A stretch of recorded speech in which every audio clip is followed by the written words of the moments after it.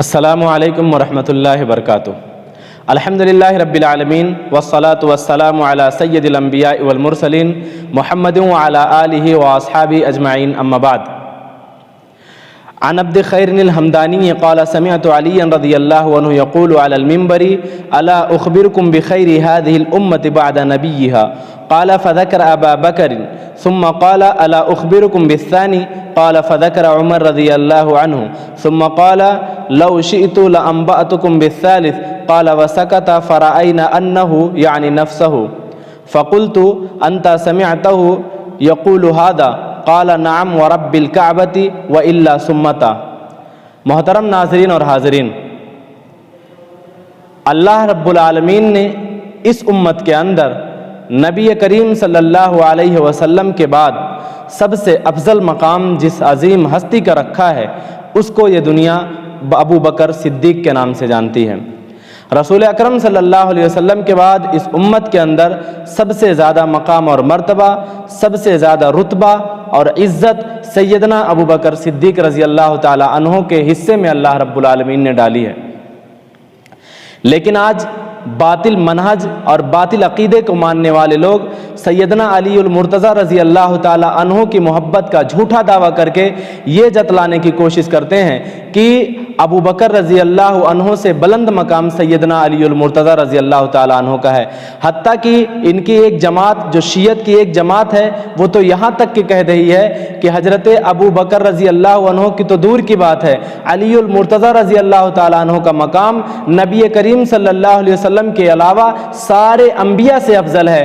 اور یہی بات ان کا ایک مولوی شہنشاہ نقوی جس کا نام ہی حدیث رسول صلی اللہ علیہ وسلم کی مخالفت میں ہے، اس نے کہا، اس کا کہنا ہے کہ علی مرتضیٰ رضی اللہ تعالیٰ عنہ کے شان سے ابو بکر رضی اللہ عنہ کے شان کو بڑھانا یہ توہین اہل بیت ہے، یہ توہین اہل بیت ہے۔ ابو بکر کو مولا علی سے افضل کہنا یہ اہل بیت کی توہین ہے۔ حالانکہ میں نے حدیث کو جو آپ کے سامنے بیان کیا ہے، حضرت خیر حمدانی کہتے ہیں کہ میں نے علی المرتضیٰ رضی اللہ تعالیٰ عنہ کو یہ بات منبر پر کہتے ہوئے سنا۔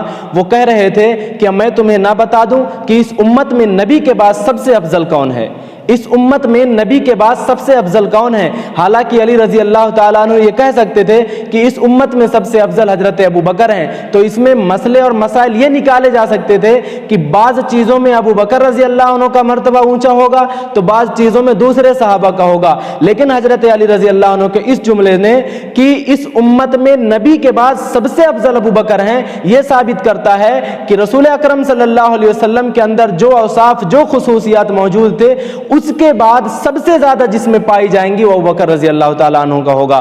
انہوں نے بیان کیا کہ آپ نے منبر سے کہا کیا میں تمہیں نہ بتا دوں کہ نبی کے بعد اس امت میں سب سے افضل کون ہے؟ انہوں نے ابو بکر کا نام لیا۔ کہا کیا میں تمہیں یہ نہ بتا دوں کہ اس کے بعد دوسرا درجے پر کون ہے؟ انہوں نے حضرت عمر رضی اللہ تعالیٰ عنہ کا نام لیا۔ انہوں نے کہا کہ اگر میں چاہوں تو میں تمہیں تیسرے شخص کا بھی نام بتا دوں۔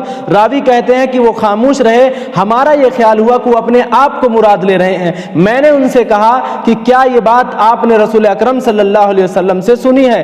کہا ہاں، بے کعبہ کی قسم اگر میں نے یہ بات نہ سنی تو میرے یہ دونوں کان بہرے ہو جائیں۔ آپ اندازہ لگائیں، علی رضی اللہ تعالیٰ عنہ تو اس امت کے اندر ابو بکر رضی اللہ تعالیٰ عنہ کو سب سے اونچا مقام دے رہے ہیں، لیکن آج ان کے نام پر اپنے دھرم، اپنے مذہب کا پرچار کرنے والے، ان کے نام پر لوگوں کو گمراہ کرنے والے حضرت علی رضی اللہ تعالیٰ عنہ کو نہ جانے کس کس مقام پر فائز کر رہے ہیں۔ اور ایک بات آپ یہ سمجھ لیجئے کہ باطل منہج اور باطل عقیدے کے جو ماننے والے ہوتے ہیں وہ اپنے مرضی کے مطابق کوئی ایک سوال گڑھیں گے، ایک اعتراض گڑھیں گے اپنے مریدوں کو خوش کرنے کے لیے، اس کے بعد وہ خود اس کا جواب دیں گے تاکہ ان کے مرید واہ واہی کریں، ان کے مرید واہ واہی کہیں۔ حالانکہ یہ جملہ کسی نے نہیں کہا ہوتا ہے۔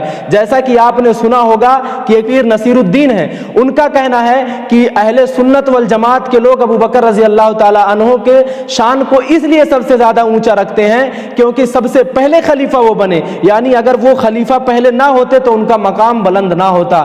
یہ کہنا کہ جناب یہ ترتیب میں کہنے یہ ترتیب یہ فضیلت ہے، پہلا جو ہے وہ افضل ہے، دوسرا 2 نمبر پر ہے، دوسرا 2 نمبر پر ہے،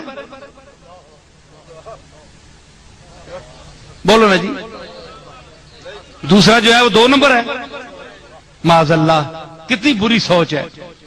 तीसरा, फिर चौथा, ये सबसे आखिर में है, तो फिर इसलिए कि इनका मर्तबा सबसे अली का कम है। माशाअल्लाह जी, ये बड़ी अजीब तरतीब है।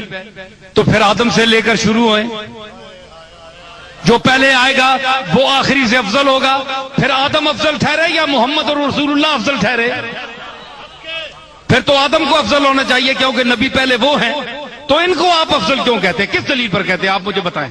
मेरे भाई, ये चीज किसने कहा, ये एतराज किसने किया है, ये सवाल किसने पूछा है? ये आपका अपना गढ़ा हुआ हजरत अबू बकर रजी अल्लाह ताला अन्हो का इसलिए मकाम बुलंद नहीं है कि वो इस उम्मत के पहले खलीफा हैं, बल्कि उनका मकाम सबसे ऊंचा और सबसे बुलंद है, इसलिए ये इस उम्मत के खलीफा बने। इमाम बुखारी रहमतुल्लाह अलैह ने अपने सही बुखारी के अंदर एक हदीस को नकल किया है कि आपसे सवाल किया गया कि आप सबसे ज्यादा मोहब्बत किससे करते हैं? आपने कहा आयशा सिद्दीका से। कहा मेरी मुराद ये थी कि मर्दों में आप सबसे ज्यादा प्यार किससे करते हैं? कहा अबू बकर से। फिर आपसे सवाल किया गया उसके बाद, कहा उसके बाद उमर से। रसूल अकरम सल्लल्लाहु अलैहि वसल्लम ने फरमाया कि अगर मैं किसी को अपना खलील बनाता तो मैं अबू बकर को अपना खलील बना लेता, लेकिन वो मेरे दीनी भाई और मेरे दोस्त हैं। मोहम्मद इब्ने हनफिया हजरत अली रजी अल्लाह ताला अन्हु के बेटे हैं। उन्होंने बयान किया कि मैंने अपने वालिद से पूछा कि अबू सल्लल्लाहु अलैहि वसल्लम के बाद इस उम्मत में सबसे अफजल कौन है? उन्होंने कहा अबू बकर। उन्होंने कहा फिर कौन? कहा उसके बाद उमर। कहा उसके बाद कौन? मैंने ये समझा कि अगर मैंने अगली बार सवाल किया तो वो कहीं उस्मान रजी अल्लाह अन्हु का नाम ना ले ले, इसलिए मैंने खुद कहा कि इस उम्मत में उसके बाद आपका मर्तबा है। तो उन्होंने कहा मैं तो मोमिनों में से एक आम मुसलमान हूँ।